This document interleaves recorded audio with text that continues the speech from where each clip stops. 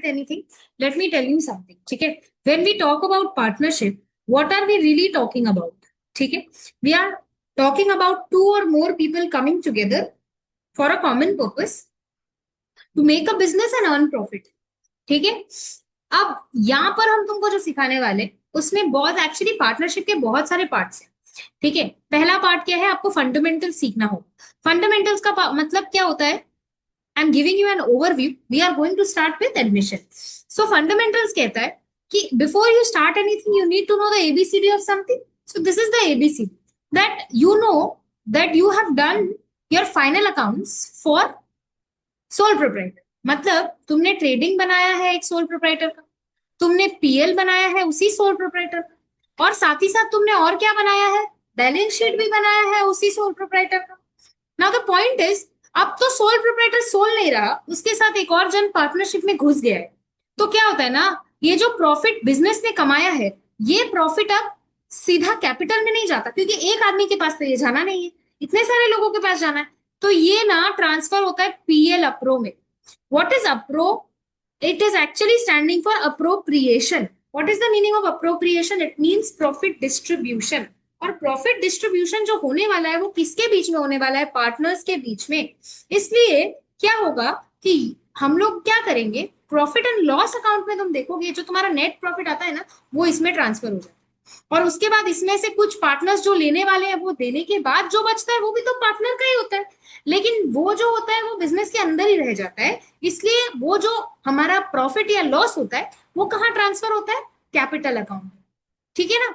और ये capital account भी बनता है बिकॉज कैपिटल अकाउंट के अंदर में जो एडजस्टमेंट्स है, बैलेंस शीट में जब हम लोग सोल प्रोप्राइटर करते थे तो सामने ही हम लोग कैपिटल का एडजस्टमेंट्स कर लेते थे कि capital plus net profit minus drawings blah blah blah, जो भी रहता था, इनकम टैक्स, ये सारी चीज हम लोग यहीं पर कर लेते थे, क्योंकि वहां पे एक इंसान अभी अलग अलग है तो अलग अलग का अलग अलग चीज होगा, इसलिए कैपिटल अकाउंट बनता है.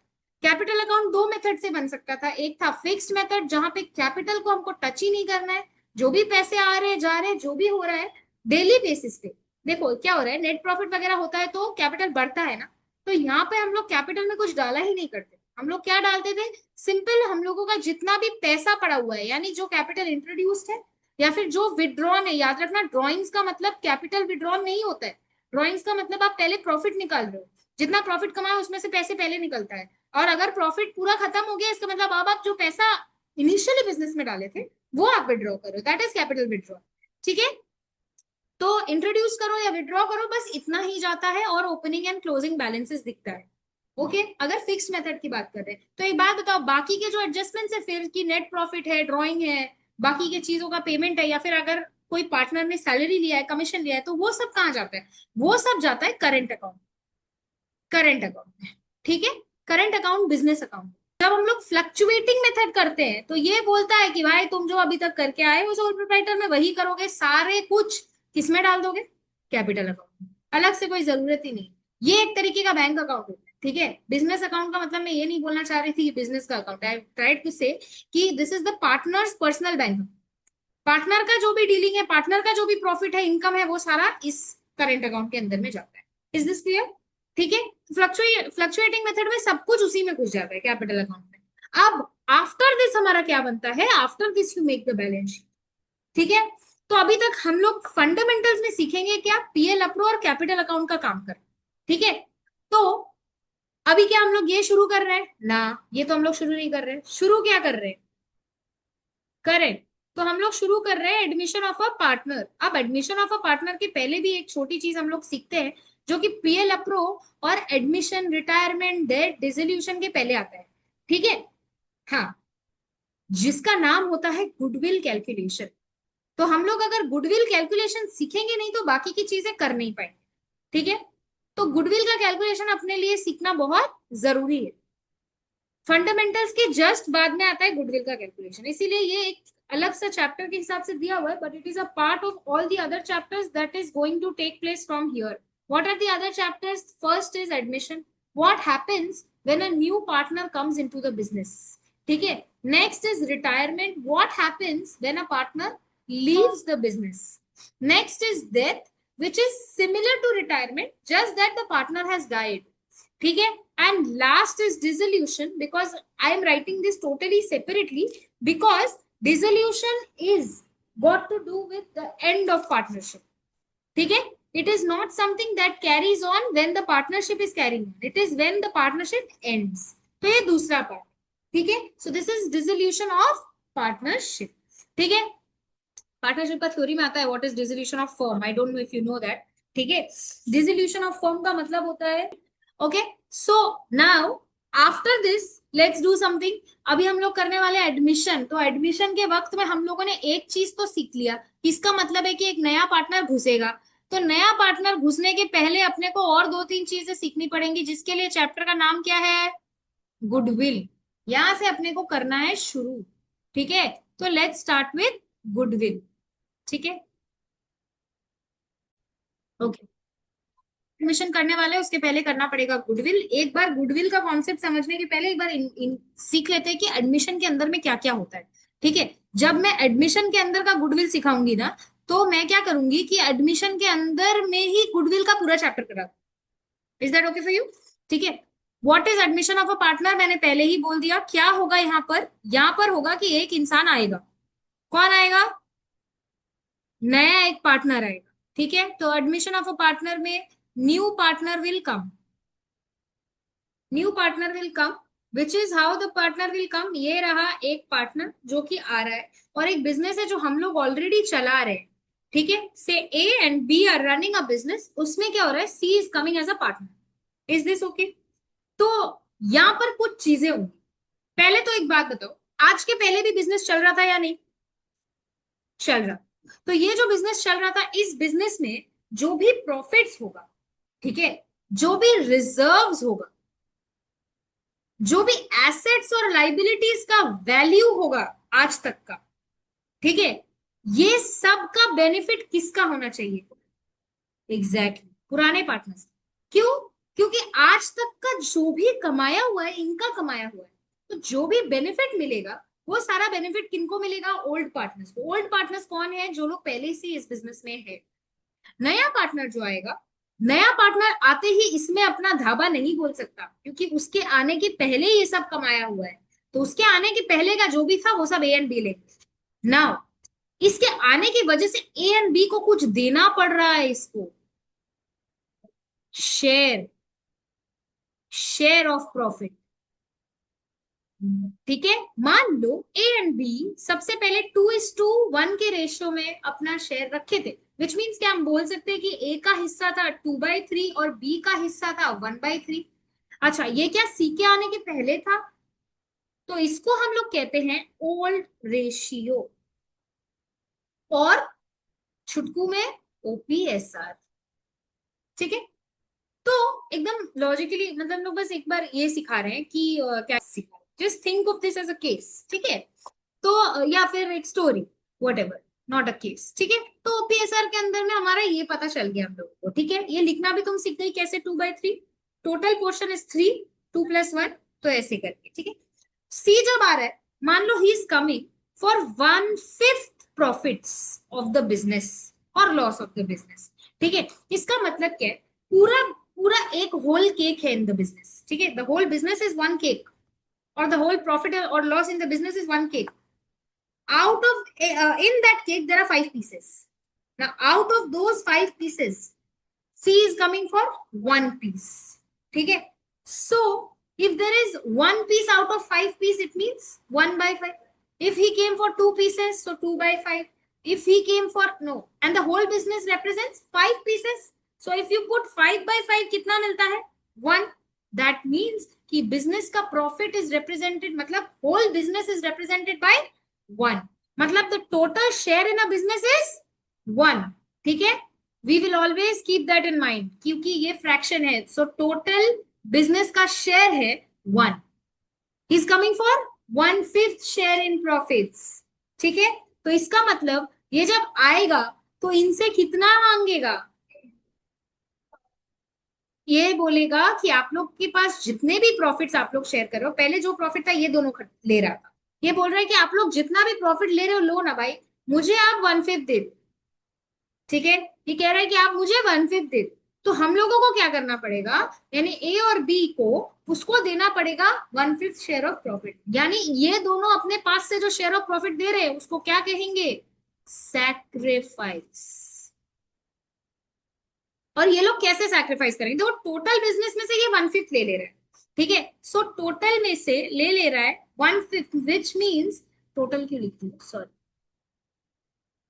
1/5 ले ले रहा है, सो 1 - 1/5 कितना बच रहा है, 4/5, 5 1 = 5 -1 4/5, सो क्या हम बोल सकते हैं ये रिमेनिंग शेयर है, करेक्ट, यस और, तो क्या तुम मुझे बता सकते हो कि ये जो ए और बी है उनको अब जो प्रॉफिट मिलेगा वो 1 नहीं मिलेगा, उनको अब जो प्रॉफिट मिलेगा वो कितना मिलेगा, 4/5, क्योंकि 1/5 कौन ले गई, सी ले गई, ठीक है, तो इस वजह से इनको क्या मिलेगा, 4/5। अच्छा, अब सी तो 1/5 ले रहा है, तो सी को ये दोनों मिलके दे रहे हैं, क्या इस क्वेश्चन में बताया है कि इन्होंने कितना कितना दिया है, 1/5 का मतलब say one one portion of the cake they are taking, now A ने उसको कितना पार्ट दिया और बी ने कितना पार्ट दिया, इस क्वेश्चन में नहीं लिखा हुआ, तो जब ऐसा केस आता है ना, तो अपने को लिखना पड़ता है कि ए ने उसको कितना दिया, मतलब ए और बी कितना देंगे, अपना जो ओल्ड रेशियो है उसी रेशियो में उसका हिस्सा दे देंगे उसको, is that okay, which means कि सी को कितना मिलेगा from A and from B, A देगा 1/5 का 2/3 पोर्शन, क्योंकि उसका रेशियो में 2/3 है, और बी देगा 1/5 का 1/3 पोर्शन, ये लोग दे रहे हैं ये बात, तो मतलब कितना कितना दे रहे हैं, 2/15 और 1/15, इज दैट ओके, तो देखो अगर तुम ऐड करने जाओगी तो तुमको दिखेगा कि सी को एक्चुअली में दोनों से मिलके कितना मिल रहा है, 3/15, दैट इज 1/5, अल्टीमेटली इसको 1/5 ही मिल रहा है, लेकिन दो लोग मिलके दे रहे हैं, तो ए जो दे रहा है और बी जो दे रहा है ये दे रहा है ना, तो this is what, this is nothing but sacrifice, ठीक है, और इसी सैक्रिफाइस, ये शेयर है, सैक्रिफाइस जब भी बोलूंगी इसका मतलब शेयर कितना है, पर अगर तुमको बोलेगा फाइंड द सैक्रिफाइसिंग रेशियो, तो आप तो बता देना कितने रेशियो में तुमने सैक्रिफाइस किया है, 2:1, इज दैट ओके, अब हमको चाहिए न्यू प्रॉफिट शेयरिंग रेशियो, तो न्यू प्रॉफिट शेयरिंग कैसे कैसे निकलेगा, ए के पास कितना था बताओ, ए के पास पहले था 2/3, लेकिन इसने अपने 2/3 में से कितना दे दिया, 2/15, तो वो आप हटा दो तुम,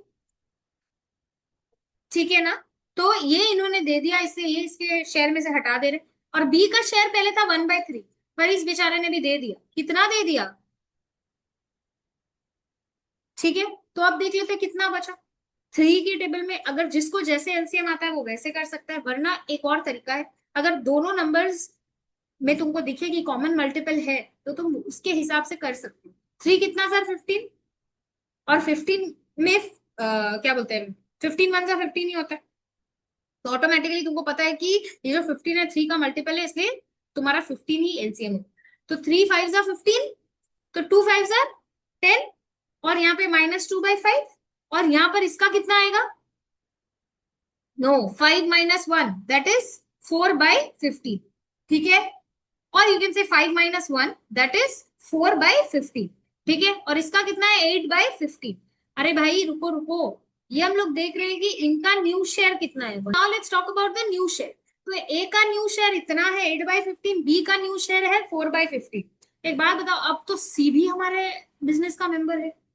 तो सी का भी शेयर को एक साथ देखना पड़ेगा, तो सी का शेयर कितना होगा, सी का शेयर बोला था 1/5, 1/5, पर दिक्कत आ रहा है, क्या दिक्कत आ रहा है, कि जब हम न्यू प्रॉफिट शेयरिंग रेशियो लिखेंगे, मतलब तीनों अब किस हिस्से में बांटेगा, तो डिनोमिनेटर देखो सेम नहीं, एक का डिनोमिनेटर 15, दूसरे का 15 और तीसरे का 5, तो उसको क्या करना होगा, इक्वल करना पड़ेगा, तो इक्वल कैसे करेंगे, ऊपर भी 3 मल्टीप्लाई कर दो, नीचे भी 3 मल्टीप्लाई कर दो, क्योंकि अल्टीमेटली कट के 1/5 ही बचेगा, इससे क्या होगा, नीचे जितना मल्टीप्लाई कर रहा है उतना ही ऊपर भी, तो 15 नीचे का हो गया, ऊपर का 3 हो गया, तो दैट मीन्स इसका शेयर कितना आ गया, 3/15, करेक्ट, अब तुम देखो सबका डिनोमिनेटर सेम हो गया, तो क्या हम बोल सकते हैं एनपीएसआर is nothing but 8:4:3, is this clear, इतना कहानी जो किए, इसका कहने का मतलब क्या था, एक तरीके का रेशियो करवाए हम तुमको, और दूसरा ये हम लोगों को समझ आया कि जब भी एक न्यू पार्टनर आता है तो हम लोगों को पहला काम क्या करना रहेगा, उनका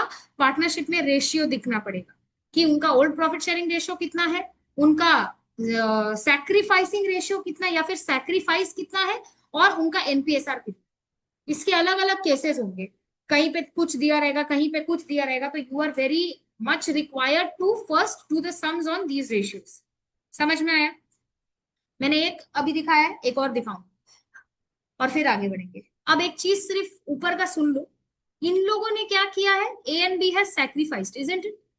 सो if A and B have sacrificed, they will take something in return. दानी दाता तो कोई है नहीं, what will they take in return? Goodwill. What will they take in return? Goodwill. Goodwill कौन देगा? See, I said what will they take in return? We said goodwill. Actually, it is called premium for goodwill. Now I'll tell you why it is called premium for goodwill. It means that आज तक ये business ने चल के, आज तक ये business run करके मार्केट में एक रेपुटेशन बनाया, ठीक है? Imagine if you get a job in Amazon और Google, would you not accept it एक बार में? Why? Because because of its reputation. तो आज तक जो हमारा बिजनेस चलता आया है, इसके लिए हमारा बिजनेस का जो आज अर्निंग कैपेसिटी हुआ है, ठीक है, इसके लिए रिस्पॉन्सिबल तो ए एंड बी है। तो अब सी भी इससे एसोसिएट हो रहा है, तो अगर एसोसिएट हो रहा है तो उसके और उसको मिलने वाला है शेयर ऑफ प्रॉफिट, तो वो अपने घर से पैसा लेकर आएगा। सिर्फ बिजनेस में पैसा लगाने के लिए ही नहीं, वो बिजनेस में कुछ एक्स्ट्रा भी लेकर आएगा। जो एक्स्ट्रा लेकर आएगा उसका नाम है premium for goodwill. Securities premium reserve पड़ा था, तो क्या पड़ा था? एक्स्ट्रा पैसा। वैसे ही प्रीमियम फॉर गुडविल का मतलब कैपिटल के ओवर एंड अबव कुछ एक्स्ट्रा पैसा for the goodwill of the business. Alright, तो इसी के वजह से इंपॉर्टेंट हो जाता है to study goodwill. Is that okay? चलो, तो proceeding further now, after this we have ratio का एक और type of sum. Let's do it, ठीक है? This page is over. If we have, if I'll see if there is any importance of doing it separately, then I will, because in this particular chapter of goodwill, that I think should come with past adjustments, okay? There are big sums also and small sums also, okay? And that is a little varied sum. I don't know उस तरीके का तुम्हारा admission retirement में पूछेगा या नहीं, ठीक है? But to be on the safe side, it's a part of your chapter syllabus, तो हम लोग कर लेंगे। Now second, give me a second. Okay, इसके बाद हम लोग क्या पढ़ने वाले, वैसा ही एक और क्वेश्चन, ठीक है? Say A and B are in a profit, क्या बोलते हैं, इन अ पार्टनरशिप फॉर्म, ठीक है? Partners in a partnership form, sharing profits and losses in the ratio of 2:1, ठीक है? C comes in for 1/5 share, C comes in for 1/5 share, ठीक है? Calculate NPSR. Why I am doing this is the same sum जो हम यहाँ पे किए, वही यहाँ पे दिखा रहे थे, बट हम क्यों कर रहे हैं? एक रीजन से। I tell you what is that reason, ठीक है, after a second. Now the thing is, यहाँ पे मैंने तुमको थोड़ा लॉन्ग कॉन्सेप्ट में दिखाया है। ये एक टाइप ऑफ सम है, this is how you will keep in mind, ठीक है? तुमको सिर्फ एनपीएसआर मांगा है ना, नो दैट जब भी ऐसा कोई सिचुएशन होता है, जब ये लोग तुमको नहीं बताते हैं कि ये दोनों किस रेशियो में सैक्रिफाइस करते हैं, ये भी नहीं बताते एनपीएसआर कितना है, तो in that case it is very simple, ये निकालना बहुत आसान होता है। याद रखना, OPSR is equal to SR, OPSR of the old partners is equal to their sacrificing ratio. तो यहाँ पे हमको पता चल गया सैक्रिफाइसिंग रेशियो कितना है, 2:1। एंड एनपीएसआर निकालना भी बहुत आसान हो जाता है, बिकॉज यहाँ पर क्या होगा, एकदम सिंपल, एकदम सिंपल सीधा बात है। अगर इनका रेशियो ओल्ड है 2:1 और सैक्रिफाइस भी 2:1 में कर रहे हैं, तो इसका मतलब जब फ्यूचर में ये लोग अपना शेयर लेंगे तो वो भी 2:1 में लेंगे। Did you understand? यस और should I repeat? I said old ratio was 2:1, sacrifice भी उन्होंने किया 2:1 में, तो फ्यूचर का रेशियो भी कितने में होगा? 2:1 में। Same thing if you want to check cross verify, see cross verify करके देखो, यहाँ पे 8:4:3 है, इन दोनों के बीच में क्या है? 8:4 विच स्टैंड्स फॉर 2:1, ठीक है? सेम ही रहता है उनके बीच में। समझ में आया क्या? तो अब इसको करने का सबसे, सिर्फ इसका बताओ, एक से 8:4 अगर लिखा हुआ है, what is the ratio? Cut जाता है ना, 4 4 2 8, 4 1 4, सो 2:1। समझ में आ गया? सो अभी यहाँ पे देखो, करने का सबसे आसान तरीका तुमको पता है, टोटल शेयर इज 1, -1/5 कर दोगी, कितना बचा? 4/5। This is remaining profit. और ये जो रिमेनिंग प्रॉफिट है वो कौन लेगा? ए और B. 1 - 1/5, 1 - 1/5, which means LCM 5, 5 - 1, that is equal to 4/5।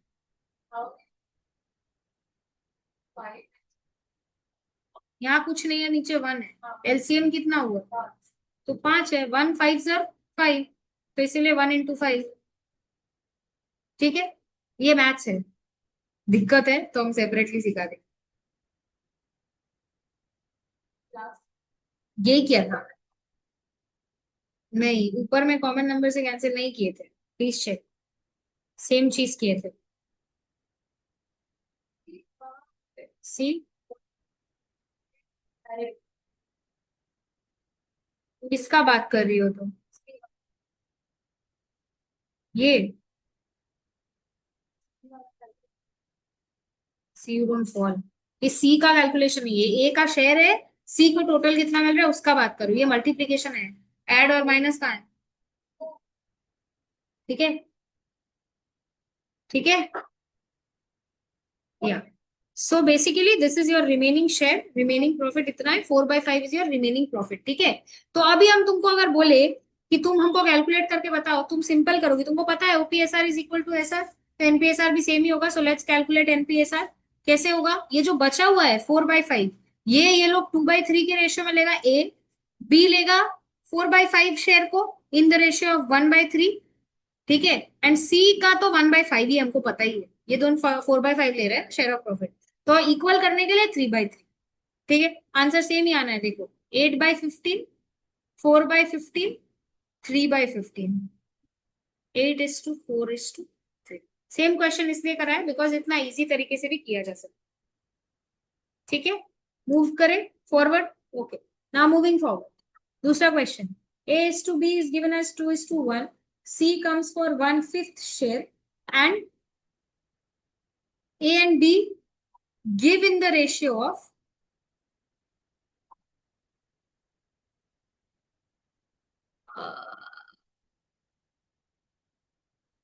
1:1। मतलब ए और बी पहले से किस रेशियो में शेयर कर रहा है? 2:1 के रेशियो में। सो पहले ही लिख लोगे ओपीएसआर कितना है, यहाँ पे मैं लिख रही हूँ ए बी एंड सी।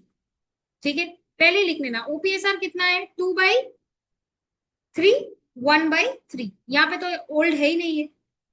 ठीक है, तो इसका कुछ नहीं आएगा। अच्छा, ओपीएसआर तो इतना दे दिया। अब नेक्स्ट बता रहा है कि ए और बी सैक्रिफाइस करेगा किस रेशियो में? 1:1। कितना शेयर सैक्रिफाइस करेगा?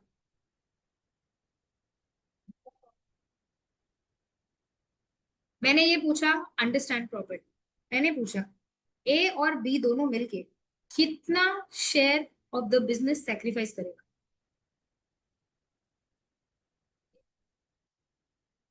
वो तो उनका कर ही नहीं रहा है, वो तो उनका रेशियो है।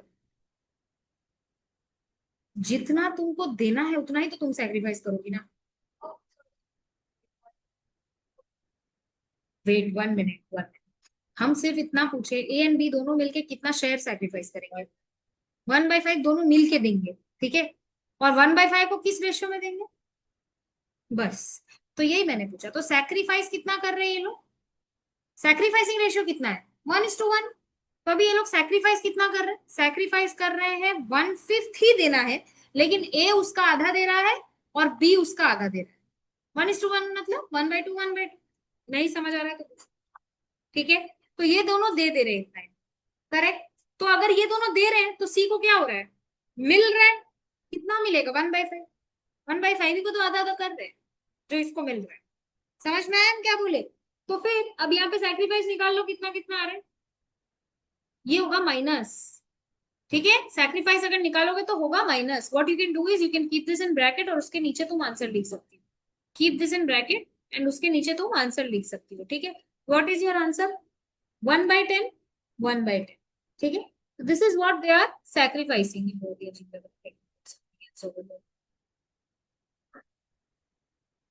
ठीक है, 1/10 he sacrificing, he is also sacrificing 1/10, which means दोनों का मिला के 1/5 ही आ रहा है। 2/10 विच इज 1/5। अब आते हैं हम लोग एनपीएसआर में, निकालना तो न्यू प्रॉफिट शेयरिंग रेशियो।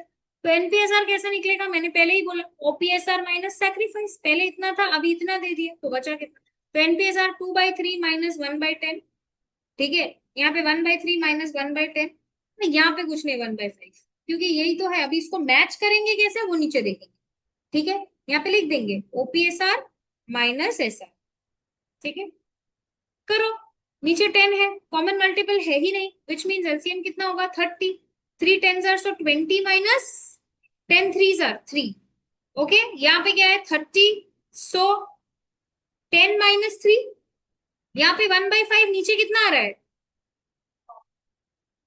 तो फिर यहाँ पे इसको हम डिनोमिनेटर को सेम बनाने के लिए क्या करेंगे, नीचे 6 ऊपर भी 6, क्योंकि 5 6 are 30, जब 15 था तो 3 किए थे, अभी क्या चाहिए, तो क्या करती है, तो नीचे 6 है तो ऊपर भी 6 मल्टीप्लाई करना हो। चलो अभी आंसर निकालते हैं, कितना आएगा 17/30, 7/30 एंड 6/30, तो सारा 30 कट गया, what is your ratio 17:7:6, is this clear, तुम लिख क्यों नहीं रहे हो मुझे नहीं पता, बट ठीक है, नो प्रॉब्लम, यही मैंने question, right, A, B, and C are in a partnership firm sharing profits and losses in the ratio of 5:4:1, ठीक है, ये लोग ऑलरेडी पार्टनरशिप फॉर्म में है, 5:4:1 में they are sharing their ratio, okay, now say B and E join and the new ratio becomes 3:4:2:1.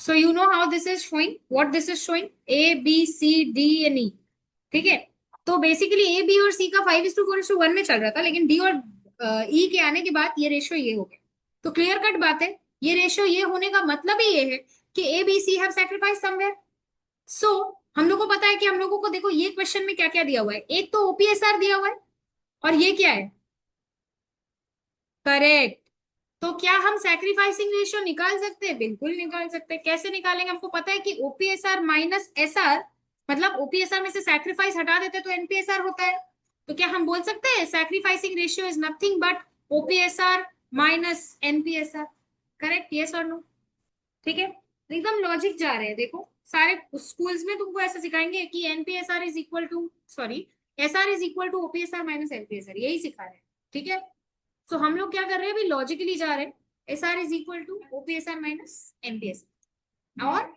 ओपीएसआर minus S R is equal to NPSR, ठीक है, okay, तो अभी कर लेते हैं, कौन कौन है हमारे पास, A B C D and D, ठीक है, चलो इनका ओल्ड प्रॉफिट शेयरिंग रेशियो देख लेते हैं, कितना कितना है 5/10, इसका है 4/10, ठीक है, इसका कितना है 1/10, ठीक है, डी और ई को तो भाई हमको कंसिडर करने नहीं, क्योंकि इन्होंने तो सैक्रिफाइस नहीं किया, लोग तो नया आ रहा है, ये लोग तो प्रॉफिट लेगा, ठीक है, अब न्यू प्रॉफिट शेयरिंग रेशियो एक बार देख ले, क्या है 3 4 7 8 9 10 11 12, फिर से बोलो, क्या है 3 4 2 2 1 है, तो 3 + 4 7 8 9 10 11 12, ठीक है, सो 12 इज द रेशियो, हाँ, तो कर सकते हैं अभी, तो इसका ओल्ड कितना था 5/10, न्यू कितना हो गया 3/12, यस और नो, अब यहाँ पे देख लेते हैं, ओल्ड था जो भी, न्यू हो गया 4/12 और इसका न्यू हो गया 2/12, करेक्ट, देखो अभी दोनों में कॉमन मल्टीपल है, लेकिन अगर तुमको ऐसे एलसीएम करना ज्यादा पसंद है तो ऐसे ही कर लेना, 2 5s are 2 6s are 2 3s are and 5 ही बैठ रहा है 5, हाँ नॉर्मली तो कर रहे हैं, 5 3s are 15, 15 and 4 16, एलसीएम कितना है 60, चलो एलसीएम 60, 10 कितना जार 60, 6 जार, तो 5 6 जार 30, 12 कितना जार 60, 5 जार, 3 5 जार 15, ठीक है, नेक्स्ट, अगेन हम लोग को तो पता चल गया है कि हमारा नीचे कितना आने वाला है 60 आने वाला है, सब में सेम है, 10 6 जार 60 होता है तो 4 24 हो गया, और यहाँ पे 5 होता है तो 20 हो गया। यहाँ पे क्या होगा, यहाँ पे हमको पता है 6 है, यहाँ पे कितना होगा 5 तो 10 है। Clear not clear? Clear? Clearly देखना अभी क्या होने वाला है। यहाँ का आंसर कितना आया 15/60। इसका आंसर कितना आया 4/60। इसका आंसर कितना आया 6 - 10 -4। ठीक है, अभी दिक्कत ये है कि माइनस हो गया, लोग सैक्रिफाइस निकाल रहे थे, माइनस कैसे आ गया। ठीक है, एक लॉजिक दिखाते हैं उसके बाद आगे बताएंगे माइनस कैसे आ गया। रुको रुको एक बार देखो, यहाँ पे देखो इसका 5 था लेकिन इसका हुआ कितना 3, सैक्रिफाइस किया है। इसका 4 था, इसका 4 ही रह गया, किया है सैक्रिफाइस इसने। ये सही निकाला है ना हमने, 4 5 20 होता है और 6 24 होता है। हाँ, तो इसने भी कुछ हद तक सैक्रिफाइस किया है। सी का 1 था, अभी कितना है गेन कर रहा है।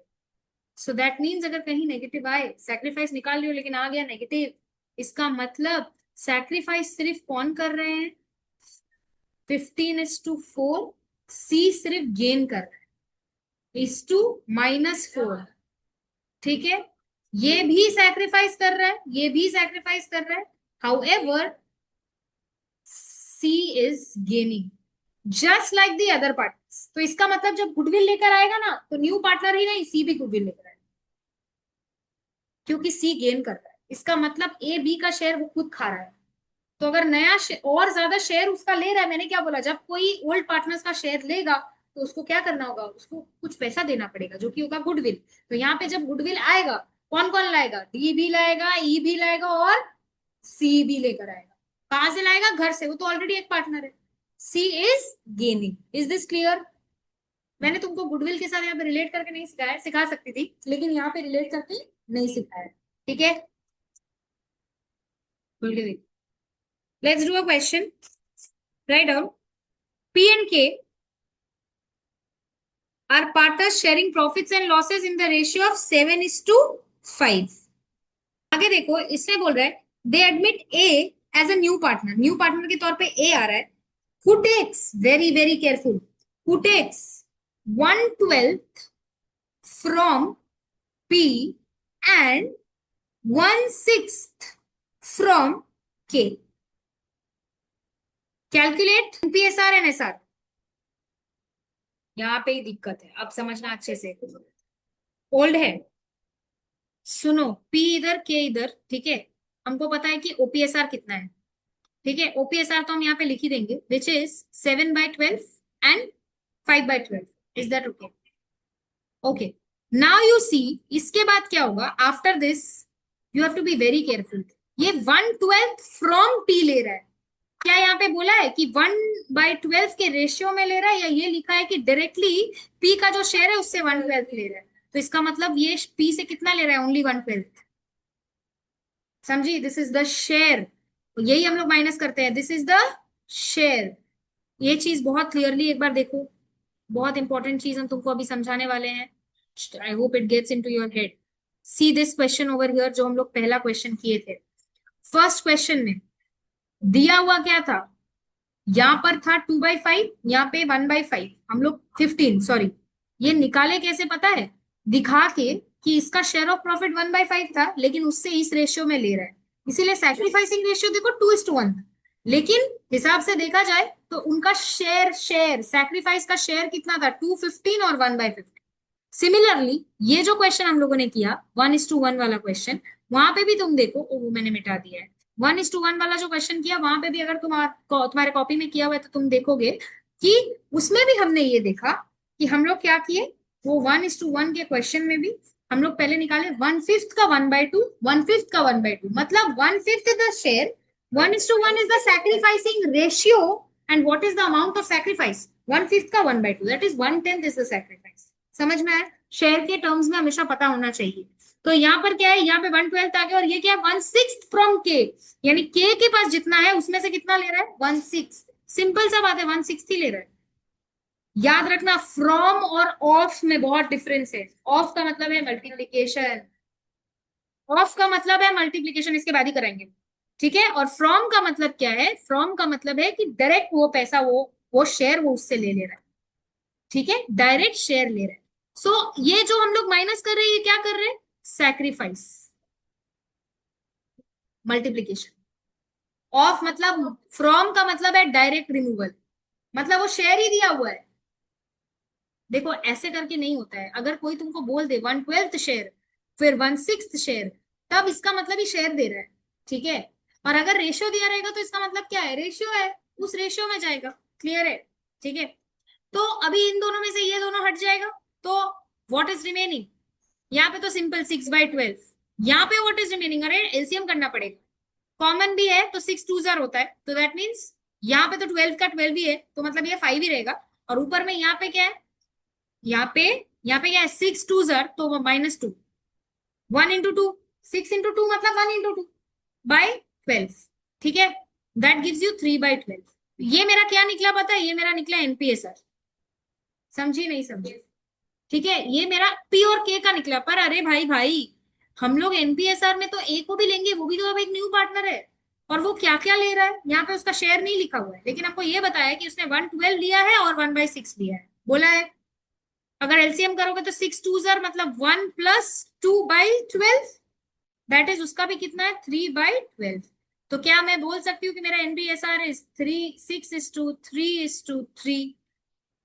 क्या मैं बोल सकती हूँ कि मेरा एनपीएसआर इज 2:1? 3 क्या तीनों में कॉमन था? बिल्कुल तीनों में कॉमन था, तो 2:1 के हिसाब से चला। ठीक है। This is one more type of sum. Let's do one last type. ठीक है। Now let's write M and R share profits and losses in the ratio of 3:2। आज मैं रेशियो वाला पार्ट पूरा खत्म करा दे रही हूँ। ठीक है।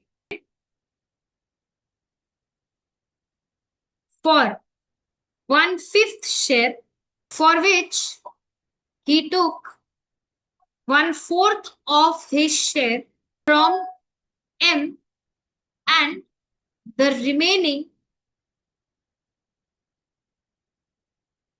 from R। एनपीएसआर निकालना है और एसआर निकालना है। MNR is equal to 3:2। और बता दिया है कि ये लोग का ओपीएसआर कितना है, फिर बताओ। गुड। अब देखो क्या लिखा है। के एडमिट हुआ कितने शेयर के लिए? तो के को मिलेगा कितना अगर हम लोग एनपीएसआर निकाल रहे हैं by chance? NPSR is getting calculated, so which means OPSR minus SR. तो माई पॉइंट इज के को अगर हम लोग देंगे, मतलब के को कितना मिल रहा है? 1/5। उसका तो एनपीएसआर यही होगा। ठीक है। Now you tell me properly. ठीक है। एम कितना सेक्रीफाइस करेगा और आर कितना? बोल रहा है कि 1/5 शेयर के लिए आ रहा है, जिसमें से 1/4 वो किससे ले रहा है? एम से। किसका 1/4? फिर पढ़ो। K was admitted for 1/5 share for which he took 1/4 of his share. K का शेयर कितना है? 1/5। 1/5 का 1/4 he has taken from M and the remaining from R. मतलब 1/4 अगर एम से ले रहा है तो रिमेनिंग कितना हुआ? 4 pieces of cake, one has been taken, how much remaining? तो 3/4 पीस किससे लेगा? समझी? तो मतलब सैक्रिफाइस जो माइनस करेंगे, 1/5 का कितना? 1/4। और यहाँ पे 1/5 का कितना? 3/4। समझ में आया क्या? तो हिसाब से आगे जाएंगे तो क्या बनेगा ये आंसर? 3/5 माइनस 1/20। और इसमें होगा 2/5 माइनस 3/20। करेक्ट। देखो दोनों का कॉमन मल्टीपल है, सो 5 4 ठीक है। LCM is 20। 5 4 सो 3 4 12। 20 की जगह 20 रहेगा, 1 बचेगा। यहाँ पे सी अगेन कॉमन मल्टीपल नीचे 20। 5 4 सो 4 2 8 माइनस 21 तो 3। ठीक है। Which is giving you 11 and giving you 5। अब नीचे कितना? 20। इसके नीचे कितना? 20। नाउ माई पॉइंट इज के कितना है? 1/5। क्या तुम एनपीएसआर निकाल सकती हो? 11:5, लेकिन के का तो भैया डिनोमिनेटर ही मैच नहीं कर रहा है। 5 है, तो क्या करेंगे, नीचे कितना मल्टीप्लाई होगा, जो 20 बनेगा, 20 बनाना है, यहाँ पे 20, यहाँ पे 20, तो यहाँ पे भी तो नीचे 20 होना चाहिए, पर 5 है, तो 20 बनाने के लिए क्या करेंगे, 4 मल्टीप्लाई करेंगे, 20 करोगे तो 100 हो जाएगा ना, 4 मल्टीप्लाई करेंगे, ऊपर भी 4 मल्टीप्लाई करेंगे क्योंकि नीचे कर रहे हैं, ठीक है, तो कितना होगा 4/20। तो अब हम बोल सकते हैं एनपीएसआर कितना, 11:5:4, यस और नो, क्लियर, ये क्या निकला एनपीएसआर। पर अपने को सैक्रिफाइसिंग रेशियो भी तो मांगा है, तो सैक्रिफाइस कितना रेशियो में कर रहा है, हम लोग तो पहले ही देख लिए कि सैक्रिफाइस कर रहे हैं, एक का सैक्रिफाइस कितना है 1/20, इस टू दूसरे का सैक्रिफाइस कितना है 3/20। देखो समझ आ रहा है कि नहीं बताओ, एनपीएसआर में ओपीएसआर तो 3/5 2/5 है, और एसआर हमने कितना निकाला, एक का 1/20, एक का 3/20, ये सैक्रिफाइस है, तो रेशियो कितना हो गया 1:3, बिकॉज नीचे का 20/20 कैंसिल्स आउट। जब ही भी डिनोमिनेटर सेम नहीं रहेगा कैंसिल नहीं कर सकते, डिनोमिनेटर को सेम बनाना पड़ेगा, एलसीएम करके करो, या फिर तुमको अगर कॉमन मल्टीपल दिख रहा है तो उसके हिसाब से करो, क्लियर है। 3-4 टाइप के सम और है, उसके बेसिस पे हम लोग और रेशियो करके गुडविल में घुस सकते हैं, गुडविल का बड़ा कॉन्सेप्ट भी देंगे, ये जो भी करा रहे हैं गुडविल के लिए ही करा रहे हैं, ठीक है। अच्छा, अब इसमें क्या क्या बनता है, एक बनता है रीवैल्यूएशन अकाउंट, दूसरा बनता है कैपिटल अकाउंट, तीसरा बनता है बैलेंस, ठीक है। चलो, अब बात करते हैं रीवैल्यूएशन अकाउंट में क्या क्या जाता है। नॉर्मल ये दिखता है ऐसे, पर्टिकुलर्स रहता है इसमें, अमाउंट रहता है, कुछ मत करो, पर्टिकुलर्स रहता है, अमाउंट रहता है, ठीक है, इसको तुम अलग से बनाओगे वन करके, ऐसे करके ये बनता है। ये क्या है, ये एक बिजनेस का ही अकाउंट है, ये साइड डेबिट है, ये साइड क्रेडिट है। मैंने तुमको एक चीज बताया था जब पार्टनरशिप शुरू किए, क्या पता है, कि नया पार्टनर आने के पहले जितने भी चीजों में एसेट्स और लाइबिलिटीज में चेंज हुआ है, वो किसका होता है, ओल्ड पार्टनर्स का। तो अगर कोई भी, जिस दिन पे नया पार्टनर एडमिट हो रहा है, उस दिन पे हम लोग अपने बिजनेस के जितने भी एसेट्स और लाइबिलिटीज होते हैं, उसको हम लोग क्या करते हैं, वापस से रिवाइज करते हैं, ठीक है। सो सपोज करो तुम्हारे पास पड़ा है एक लैपटॉप, खरीदा था तुमने 50,000 में, बैलेंस शीट में दिख रहा है 50,000 में, लेकिन आज के दिन में उसका वैल्यू है 10,000, तो क्या इसका वैल्यू कमा हुआ है, तो हमको कमा देना पड़ेगा, बिकॉज हमको ट्रू प्रॉफिट दिखाना है, करेक्ट। तो एसेट का वैल्यू अगर कमेगा तो बिजनेस के लिए प्रॉफिट है या लॉस, तो यहाँ पे दिखेगा टू एसेट, अगर कोई भी एसेट का वैल्यू फॉल करता है, ठीक है, समझ में आया। अच्छा, पहले तुमने देखा कि तुम्हारा लाइबिलिटी था 50,000, अब तुम देख रही हो, वापस से तुम चेक कर रही हो, तो तुम देख रही हो कि वो जो लोन तुमने 50,000 का लिया था उसमें से तुमने सारा पेमेंट कर दिया है, अब तुम्हारे पास बचा हुआ लोन नहीं बोल सकते, कुछ और ही बोलना पड़ेगा। कोई एक लाइबिलिटी था, सपोज क्रेडिटर था तुम्हारा, ठीक है, 50,000 का क्रेडिटर था, उसमें से कुछ क्रेडिटर्स तुमको बोल दिए कि आपको 10 हमको नहीं देना पड़ेगा, तो आज के दिन में क्या मेरा लाइबिलिटी कम गया, क्या ये मेरे लिए बेनिफिट है या लॉस है, तो बेनिफिट कौन से साइड में जाएगा, बिजनेस का बेनिफिट मतलब ही क्रेडिट था। मेरे पास लैंड, लैंड का तो वैल्यू बढ़ता है, लेकिन बैलेंस शीट में हिस्टोरिकल कॉस्ट कॉन्सेप्ट के हिसाब से पुराना कॉस्ट ही दिख रहा होता है, तो जब लिए थे तब 1 लाख दाम था, आज जब देखने गए तो पता चला उसका दाम हो गया 10 लाख, कितना बेनिफिट, 9 लाख का बेनिफिट, प्रॉफिट और लॉस किस साइड में जाएगा, ठीक है। एसेट का वैल्यू अगर बढ़ रहा है, लाइबिलिटी का वैल्यू अगर कम रहा है, तो इधर आएगा क्रेडिट में, ठीक है, कितना 9 लाख, क्लियर। नाउ सपोज तुमने क्रेडिटर को रिकॉर्ड करना ही भूल गई, तुम जब तुम बैलेंस शीट बना रही थी तुम क्रेडिटर रिकॉर्ड करना ही भूल गई, विच मीन्स कि तुम्हारे पास पहले 50,000 का क्रेडिटर था और तुम 20,000 का क्रेडिटर रिकॉर्ड करना भूल गई हो, तो लाइबिलिटी कमा हुआ है, तो क्या बढ़ाना पड़ेगा, लाइबिलिटी बढ़ेगा तो क्या पैसा देना पड़ेगा फ्यूचर में, हाँ, पहले 50,000 का क्रेडिटर था, तुम 20,000 वाले को लिखना भूल गई, तो इसका मतलब 20,000 और बढ़ा के दिखाना पड़ेगा ना, मतलब तुम्हारा टोटल ड्यू कितना है 70,000, समझ में आया।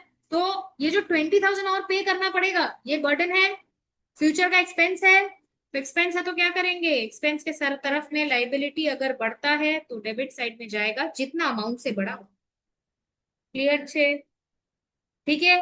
और इसके बाद फाइनल एक प्रॉफिट या लॉस आएगा, या तो इस तरफ आएगा प्रॉफिट, ठीक है, जो कि पार्टनर्स कैपिटल में जाएगा, या तो इस तरफ आएगा लॉस, वो भी पार्टनर्स कैपिटल में जाएगा अगर लॉस भी आएगा तो।